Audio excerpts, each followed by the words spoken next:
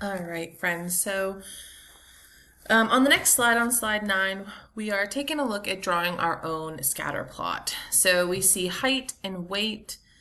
Height is the feet and weight is in kilograms. So to label our graph first, we have our height in feet as our x-axis, and then we have weight in kilogram as the y-axis.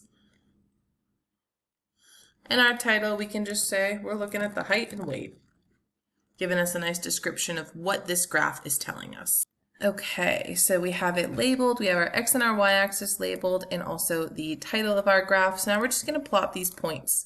So 1 foot, we're looking at about 8 kilograms, a little under 10. 2 feet, we have 18. 3 feet, we have 28. And 4 feet is 36. Something like that. Yeah, there we go. So it says, is this a positive or a negative correlation? So if we think about how these are increasing, this is certainly going to be positive. As the height increases, so does the weight. And is the data linear? If it is, draw a line of best fit and determine its equation. So I would say that yes, this is linear. And if we, hold on, let me erase. If we were to draw a line of best fit and to get its equation, I'm just going to fix this point at 4,36. Something like this, where we can see it goes through a couple points, but also we see a point below and a point above the line. This has a y-intercept of 0 and a slope. Based on my graph, yours might be a little different. I see this as a point on my line of best fit. So that slope is going up 35 and over 3. So we have y equals 35 over 3x plus our y-intercept of 0. That's just an example of a line of best fit. Yours might be a little different than mine. That's okay. But here's an example again of plotting the points and then drawing that line of best fit, and then we can use our slope-intercept knowledge to write an equation of the line that we discovered. When you feel all good here, push ahead to slide 10. So the second part of this lesson, so that is all the first part, scatter plots, correlation coefficients, thinking about how variables are related. Another way we can look at how two variables are related is in what we call a two-way table. So a two-way table shows data that pertains to two different categories. So we can see our first category is, are you a night owl or an early bird, right? Do you like to stay up late or do you like to wake up early? And then we're comparing that with ages. Are you between the ages of 10 to 20 or between 21 to 30? How does that change as we get older or when we're younger? Do we prefer being up late more? And we're just looking at those categories. So in a two-way table, you can see there's always going to be these bars for totals. So we know that this total, there were 50 total people that were asked what their age is and are they a night owl or an early bird.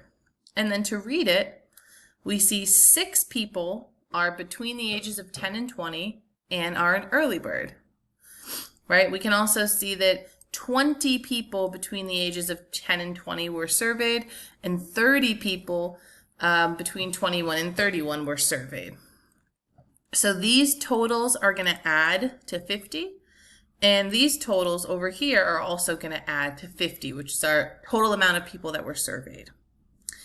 We're also going to have some addition in our rows, right? There's 26 total night owls, 14 are between 10 and 20, 12 are between 21 and 30. So we're going to practice reading these two-way tables in the upcoming slides. So let's push ahead to slide 11. It says we surveyed students at GCVS as to whether or not they preferred math or ELA. We surveyed 100 students and discovered of the middle school students, 26 of them prefer math, and out of all the 50 high school students surveyed, only 12 prefer math. Fill in the table below. So something that we see is there were 100 total students surveyed. So that's going to go in our bottom right of our total. That's the 100 total amount of people surveyed. 26 of the middle school students preferred math. So under middle school, 26 preferred math. Out of the 50 high school students surveyed, so that's going to be the total of the high school is 50, which means that the total of the middle school must also be 50. So out of the 50 high schoolers surveyed, 12 preferred math.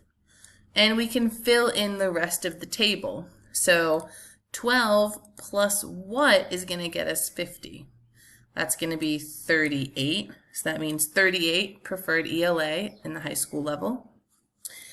For the middle school, this is going to be 24 prefer ELA because 26 plus 24 gets us that 50. And then we can also add across to get our total of students who prefer math is going to be 26 plus 12 is 38. And who prefer ELA, 24 plus 38 is going to be 62. And that 38 plus 62, yes, equals 100. So we can check it that way, make sure everything is adding to those totals. So this was our first example of how to fill in one of those two-way tables. Let's do another one on slide 12. There are 150 children at a summer camp. So that's our big total, 150. 71 signed up for swimming, and there were also 62 that signed up for canoeing, and 28 of them also signed up. There were a total of 62 children that signed up for canoeing, and 28 of them also signed up for swimming. Construct a two-way table summarizing this data. So we have a couple things going on here. We have 150 children total. We have swimming and canoeing as our categories.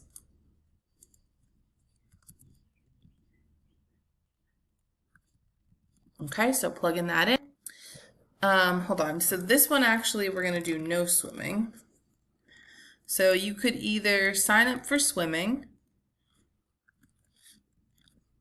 or you could sign up for canoeing, or you could sign up for both, or you could sign up for either. So these are kind of our two relationships are swimming, or no swimming, and then canoeing or no canoeing. And then we have our two total columns. So we know that there's 150 children at the summer camp. So when we're starting to fill this in, it says 71 of them signed up for swimming. So when we look at our swimming total, that's going to be 71.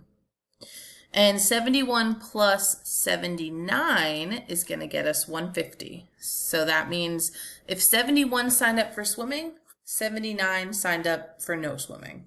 They didn't want to swim.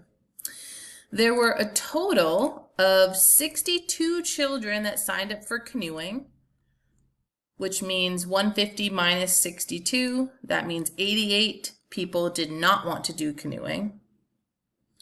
Of the 62 children that signed up for canoeing, 28 of them also signed up for swimming.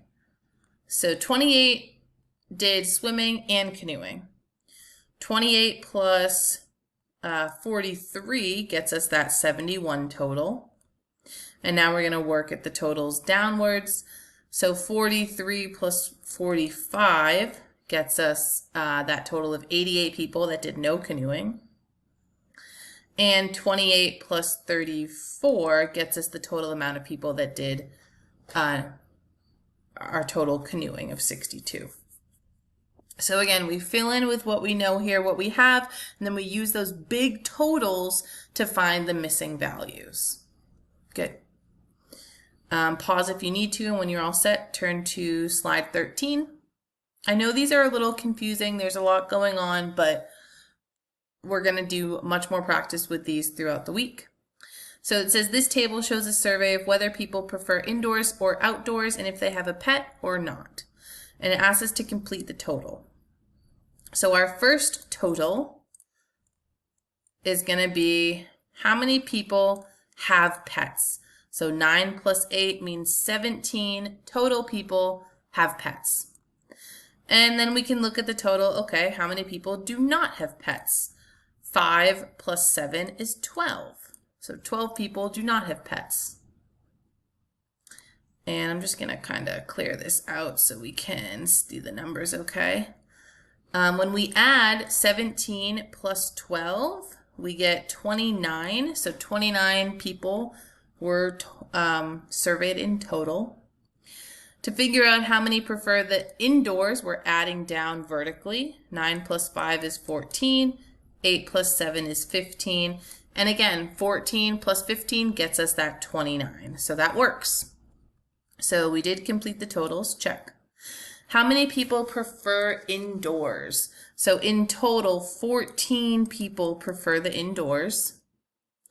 How many own no pets? So we go to no pets all the way over to our total, which is 12. And how many students are in the whole class? And that's going to be 29. Beautiful. So our two things that we compared here was, do you like the indoors or the outdoors better? And then do you have a pet or not? Okay. Push ahead to slide 14 when you're ready. This table shows the colors of vehicles parked in a car park or a parking lot. So we have whether it's a car or a van, and then what color it is. And it wants us to complete the totals. So the total amount of black cars is 14 cars and 2 vans, which gets us 16. The total amount of white cars is 8 plus 21, which gets us 29. And then the total amount of red cars is 13 plus 5, which is 18. And we could use our calculator to add to get our total. 16 plus 29 plus 18 is 63 total cars in the parking lot. Or total vehicles, because then our cars are 14 plus 8 plus 13, which is 35 total cars. And vans is 2 plus 21 plus 5, which is 28. And again, we should see that 35 plus 28 does get us that 63 again. So you can check that, make sure that those totals are correct.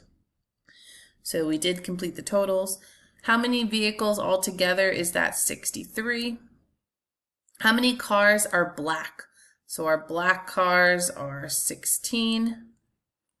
How many vans are there altogether?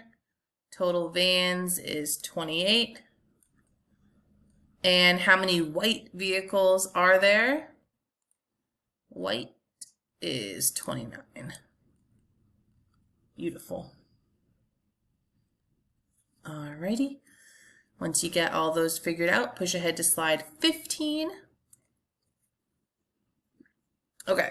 Ethan asked a random sample of students 2 questions. Do you have any siblings, and does your family have a dog? So based on the table, what's the total number of students that have no siblings? So for that, no siblings is this 80 plus 60, which gets us 140. So 140 of the students have no siblings. Based on the table, what percentage of students that have no siblings have a dog? So we're looking at no siblings, but they do have a dog, which is 80. But we want a percentage, so we want to divide it by our total. So our total here is 140. Our total up top is 40, which means our grand total is 180.